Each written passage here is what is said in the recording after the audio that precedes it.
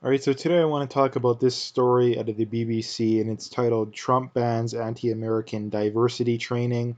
Now, to what exactly extent they're going by doing this, I'm not exactly sure, but um, the one thing that they do say here, a memo to the government agency says it has come to his attention that millions of dollars of taxpayers' money have funded such trainings. The document says these sessions only foster resentment in the workforce. Mr. Trump has previously said he does not believe systemic racism is a problem in the U.S. The memo comes amid the social justice protests that have swept the nation in recent months. So I'm not going to read the whole thing, but nonetheless, I mean, it's a good thing that Trump is doing too. And this is the one of the many problems with politics these days is that most people are just, I don't know, for lack of a better word, I guess, like kind of zealots. In that, I mean, the easy way you can tell is just ask them, whatever politician it is they dislike, and be like, hey, you know, is there anything this person could do to change your mind? And most people will say no. And when they say no, you know that there's pretty much nothing that's going to change their mind, right? Like pretty much nothing's going to change their mind. So yeah, that is a big problem. And people say, "Oh yeah, you guys are the same with Trudeau." Well, no, it really isn't. Like, I mean, here's the thing: if Justin Trudeau repealed the carbon tax, if Justin Trudeau stopped pushing BS gun control, if Justin Trudeau stopped pushing his social justice warrior BS, then yeah, I wouldn't make a video praising him for it because he shouldn't have done it in the first place. But I would at the very least stop ragging on him as much. If he loosened gun control, yeah, I would make a video praising him on that. If he loosened all these stupid regulations on pretty much everything, yeah, I would make a video praising him for it. If he made a video calling out cancel culture and all this woke social justice warrior garbage that's going on these days, yeah, I would make a video praising him for it. But that's very unlikely. And that the difference being too is that Trump has actually done a lot of things that the left, up until recently, has always wanted Republicans to do, right? I mean, Trump is the most anti-war, I mean, way more anti-war than Obama and Bush. He's pro-gay marriage. He's pro-marijuana legalization, at least at the state level, because I don't even believe that's the federal government's jurisdiction when it comes to that. So again, like all the things that the left used to complain about Republicans and conservatives on, like in the 90s and the 2000s, Trump fits checks off the box for every one of those. It was, oh, Republicans are too socially conservative. Well, Trump's one of the least socially conservative and probably the least socially conservative Republican or major Republican, even in the presidency or nonetheless for a long time, right? Trump is the most anti-war president as a whole in a while, or even presidential candidate.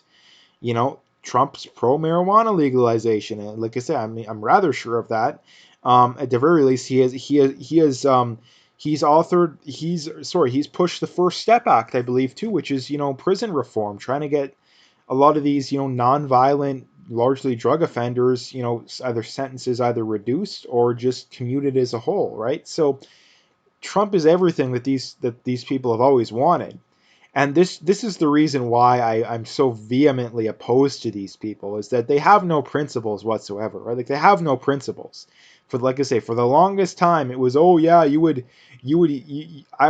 support or at the very least be more pro like I say a Republican or a conservative that's not so socially conservative, isn't pro war, and is pro marijuana legalization.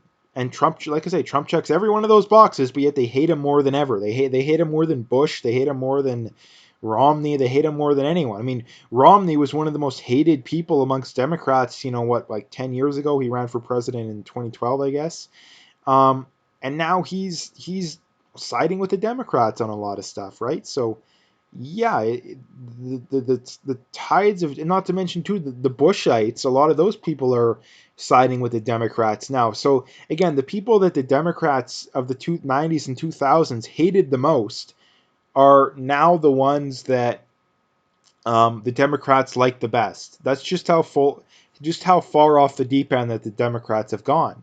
And that's how reasonable the Republicans are. And again, there's a lot of stuff I disagree with them on. I mean, I don't even really believe in the concept of government for most stuff anyway. I mean, for almost everything for that fact, but I don't know how realistic it is, not because it isn't realistic, in theory, but because it's not realistic and that you're not going to convince enough people to do it.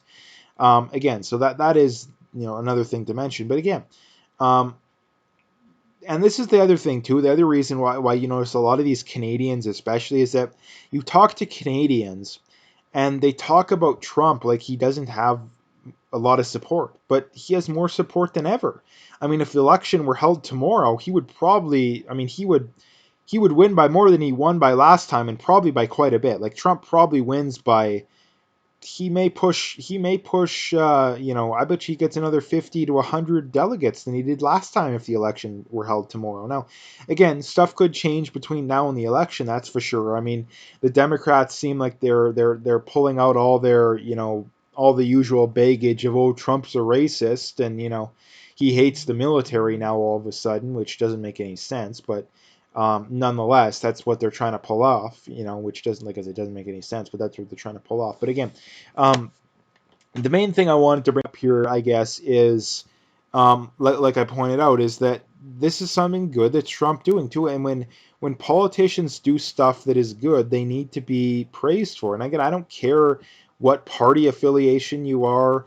And for all the people, the libertarians of the world out there, oh, I don't believe in government. Well, again, you still need to praise people when they do things that are right. And that's something that I really can't stand about those people as well, is that they're so caught up in not being a Republican or a Democrat or a conservative or a liberal, that they don't even, call a spade when it deserves to be, right? So that's something that needs to be done as well. But anyway, I just wanted to make a video about this because, again, Canadians especially are so in a bubble when it comes to Trump that you talk to a lot of even Canadians that aren't on the left, and I mean the ones on the left are so dumbed down that you already know what their beliefs are going to be before you even ask them. But even a lot of people that aren't on the left still have this, worldview of Trump like he's the worst guy ever, when he's clearly a hell of a lot better than what we have, and even a hell of a lot better than Aaron O'Toole would be too. So, yeah, that's something that should be pointed out. So, anyway,